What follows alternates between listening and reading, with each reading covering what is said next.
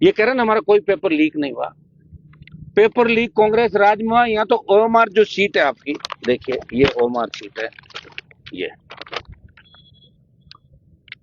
ये 2600 का हुआ और 20,000 के लगभग फार्म इसके अंदर आए थे। करीब 15-20 हजार बच्चों ने एग्जाम दिए।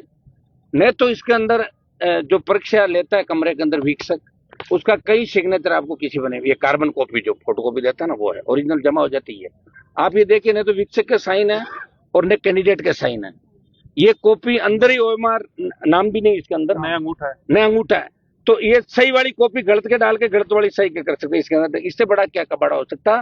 पहले तो पेपर लीक होते थे, अब तो ओएमआर सीट ही पूरी चेंज हो जाएगी। इससे बड़ा फर्जीवाड़ा नहीं हो सकता।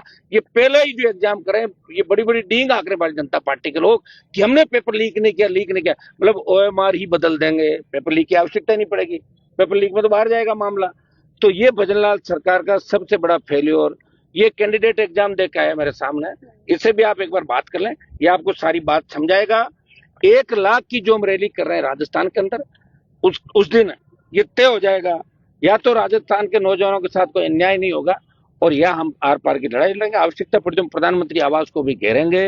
और मोदी जी राजस्थान आ रहे हैं तो मोदी जी को मैं कहना भी चाहूंगा, प्रधानमंत्री जी आप उस स्टेट के अंदर आ रहे हैं जहां आपने यहाँ भाषणों के अंदर बड़ी डेंगे आंकी थी। आपने कहा था ये भ्रष्टाचार के अड्डे हैं, गहलोत सरकार तंत्र फेल है, आरपीएससी को हम भंग करेंगे, सारी भर्तियां रद्द करेंगे।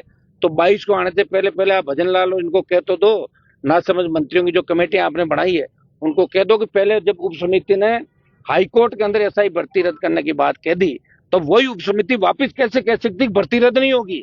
आप तो कोर्ट के अंदर बार बार डांट फटकार कोर्ट की खा रहे हो, बेइज्जती करा रहे हो आपकी।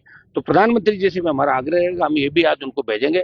ये 2 बड़े घपले आपको, एक आरपीएससी का पुराना घपला और एक आज जो ओएमआर सीट का हमने आपको दिया, कर्मचारी राजस्थान कर्मचारी चयन बोर्ड, और नए कट ऑफ दे रहे हैं। कितनी कट ऑफ गई है, सिर्फ ये रैंक डाल रहे हैं जिससे आराम से फर्जीवाड़ा कर सके ये और बैकडोर एंट्री से अपने लोगों को ला सके।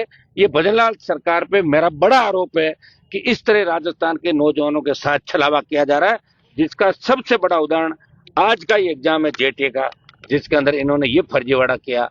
न विक्षक का साइन है, न बच्चे का साइन है और न बच्चे का अंगूठा है।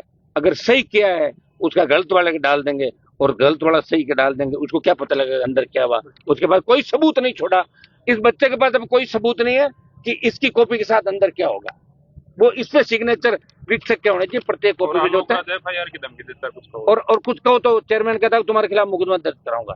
ये सारा मिलाजुली का खेल राजस्थान के अंदर चल रहा है।